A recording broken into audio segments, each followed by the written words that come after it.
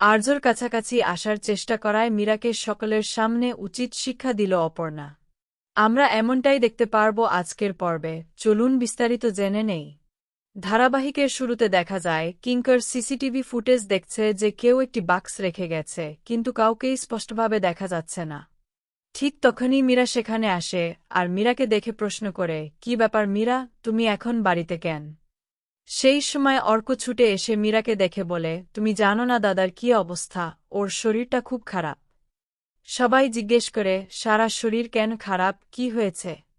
তখন কিঙ্কর বলে, তেমন কিছু হয়নি, একটু শরীর খারাপ করছিল, এখন ঠিক আছে। মীরা বলে, কিন্তু তুমি আমাকে কিছু বলছো না। কিঙ্কর আবারও জানায়, সব ঠিক আছে স্যার, একদম সুস্থ। আর মীরাকে জিজ্ঞেস করে, তুমি কিসের জন্য এসেছ, সব ঠিক তো? মীরা জানতে চায় আর্য এখন কোথায় আছে। কিঙ্কর বলে সে দেখে আসবে, কিন্তু আবার মীরাকে আটকায় এবং জানায় এখন উপরে যাওয়া ঠিক হবে না, কারণ ও ঘুমাচ্ছে এবং অপর্ণা ওর দেখাশোনা করছে। মীরা বলে, আমি গেলে কি হবে, আমি তো শুধু একবার দেখে আসতে চাই। কিঙ্কর বোঝায় আর্য এখন বিশ্রামে আছে, আজ কাউকে ধারে কাছে যেতে দেওয়া হচ্ছে না। মীরা জোর দিয়ে বলে, এটা তো আমার বাড়ি, এখানে আসা যাওয়া স্বাভাবিক, আর আর্য আমাকে ভরসা করে, তাই আমি নিজে দেখে নিতে চাই ঠিকভাবে যত্ন নেওয়া হচ্ছে কিনা। কিঙ্কর জানায় আর্য এখন একা নেই, ওর দেখাশোনার লোক আছে, তাই যাওয়ার দরকার নেই। কিন্তু মীরা শোনে না এবং বলে, আমার শরীর এখন ঠিক আছে, আমি চুপ করে বসে থাকতে পারব না, আমাকে যেতেই হবে। কেউ কথা শুনতে না পেরে সে চলে যায়। এরপর মীরা ঘরে ঢুকে দেখে অপর্ণা আর্যকে জড়িয়ে ধরে ঘুমিয়ে আছে। দৃশ্যটা দেখেই মীরার মনে হয়, যদি আমি ওদের আলাদা করার চেষ্টা করেছি ততি ওরা কাছাকাছি এসেছে, কিন্তু এত কাছাকাছি থাকতে আমি ওদের দেব না। এই ভাবনাতেই সে ঘরের ভেতরে ঢুকে আর্যকে ডাকতে শুরু করে। অপর্ণার ঘুম ভানে মীরাকে দেখে সে বলে, মীরা ম্যাডাম, আপনি এখানে? মীরা বলে, এখন কেমন আছো? অপর্ণা বলে, ঠিক আছি, তবে মীরা ম্যাডাম, আপনি এভাবে ঘরের ভিতরে ঢুকে গেলেন কেন? তখন মীরা বলে, দরজাটা খোলা ছিল তাই ঢুকে পড়েছি, বন্ধ থাকলে অবশ্যই নক করে ঢুকতাম, তবুও এটা তো বেডরুম। অপর্ণা বলে, হ্যাঁ, এখন এটা আমাদের বেডরুম। মীরা সঙ্গে সঙ্গে বলে, সরি, আমার নক করে ঢোকা উচিত ছিল, কিন্তু পরিস্থিতিটা ভালো লাগেনি, মাথা ঠিক ছিল না বলেই ঢুকে পড়েছি। আর্য তখন উঠে বসে মনে মনে বলে, যাক, আমার কাজ তো হয়ে গেছে, অপর্ণা তো আমার কাছ থেকে সরে গেল। এরপর আর্য মীরাকে বলে, আমি একদম ঠিক আছি, আমাকে নিয়ে চিন্তা করার কিছু নেই। মীরা আর্যকে বলে, স্যার, আপনার শরীর খারাপ শুনেই আমি নিচে দাঁড়িয়ে থাকতে পারিনি, ছুটে এসেছি। অপর্ণা তখন মীরার দিকে একটু চোখ করে তাকায়। মীরা বুঝে গিয়ে বলে, আচ্ছা ঠিক আছে, আমি নিচে যাচ্ছি, এই বলে তাড়াতাড়ি ঘর থেকে বেরিয়ে যায়। আর্য যখন উঠতে যাবে, অপর্ণা বলে, আপনি এখানেই বসুন, রেস্ট করুন, আপনার শরীর ভালো নেই, জ্বর এসেছিল। আমি তো আপনাকে ওষুধও খাওয়াতে পারিনি, ডাক্তারের দরকার ছিল। তখন আর্য অপর্ণার হাতটা নিজের মাথায় রেখে বলে, দেখছো তো এখন আর জ্বর নেই, তখন ছিল, এখন নেই। অপর্ণা বলে, কিন্তু তখন তো জ্বর ছিল, আর তখন সব দায়িত্ব আমার কাছেই ছিল, আমি তো এখানেই ছিলাম। আর্য বলে, আচ্ছা ঠিক আছে, সে সব থাক, কিন্তু তুমি আমাকে বলো তো চাপা ফুল দিয়ে তুমি এমন করছিলে কেন? তখন আর্য মনে মনে ভাবে, আবার আমি বাড়াবাড়ি করে ফেলেছি, নিজেকে সামলাতে পারিনি, এটা করা একদমই উচিত হয়নি। তারপর সে বলে, আপনি যদি আমাকে কিছু না বলতে চান তাহলে কোনো সমস্যা নেই, কারণ হঠাৎ করে চাপা ফুল দেখে আপনি এমন করছিলেন বলেই আমি প্রশ্ন করেছিলাম। আসলে কয়েকদিন ধরে অনেক ট্রেন যাচ্ছে, সেই কারণেই হয়তো নিজের ভেতরের চাপ ছোট ছোট বিষয় নিয়ে এমনভাবে বেরিয়ে এসেছে। আমি একটু বেশি ওভার রিয়াক্ট করে ফেলেছি, তাই না? আই অ্যাম সরি, এখন আমি ঠিক আছি। বলে সে উঠে যেতে চাইলে অপর্ণা তাকে দাঁড়াতে বলে, তখন আর্য বলে সে ঠিক আছে, অপর্ণা বলে সে আটকাচ্ছে না।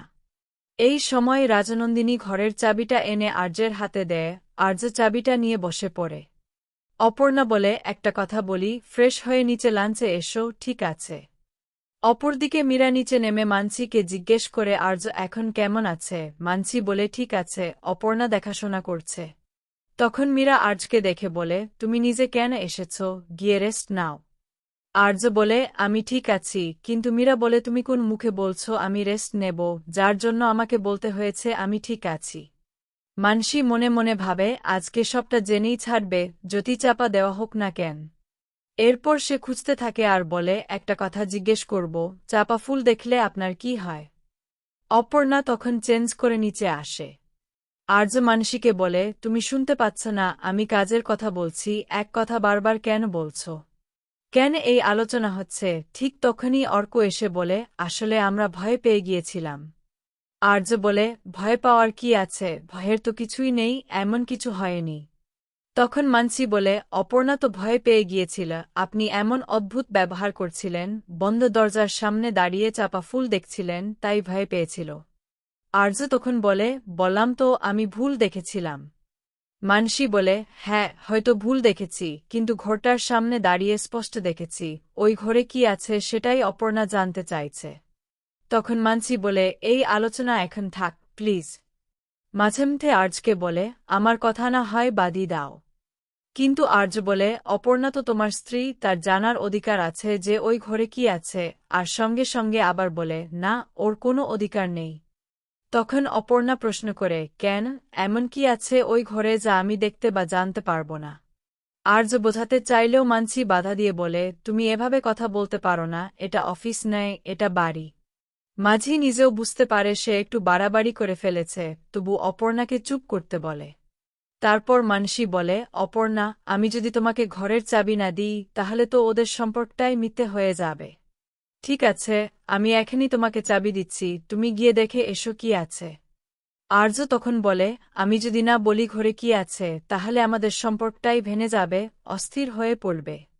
সে চাবিটা অপর্ণার হাতে দিয়ে বলে, তুমি যাও দেখে এসো, আমি চাই না তুমি অস্বস্তিতে থাকো। মানসীর মুখে কৌতূহল স্পষ্ট, সে অপর্ণাকে টানতে টানতে ঘরের দিকে নিয়ে যায়।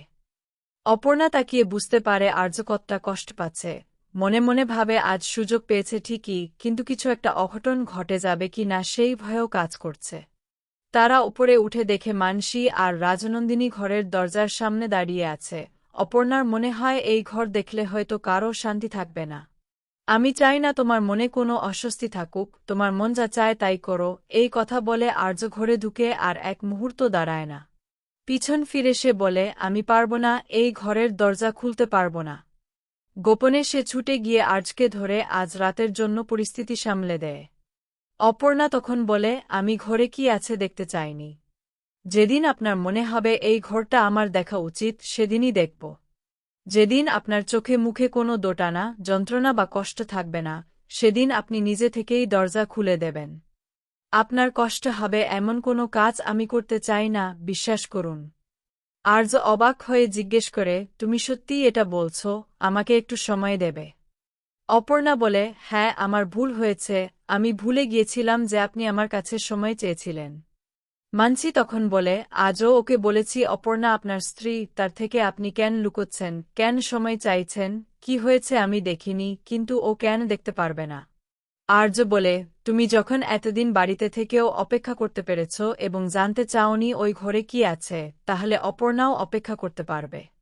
ঠিক তখনই রাজলক্ষ্মী বাড়ি ফিরে এসে সব কথা শুনে বলে, আর্য ঠিকই বলছে, মানসি সব সময় ঠিক কথাই বলে। তুমি যখন অপেক্ষা করতে পেরেছ তাহলে অপর্ণা কেন পারবে না?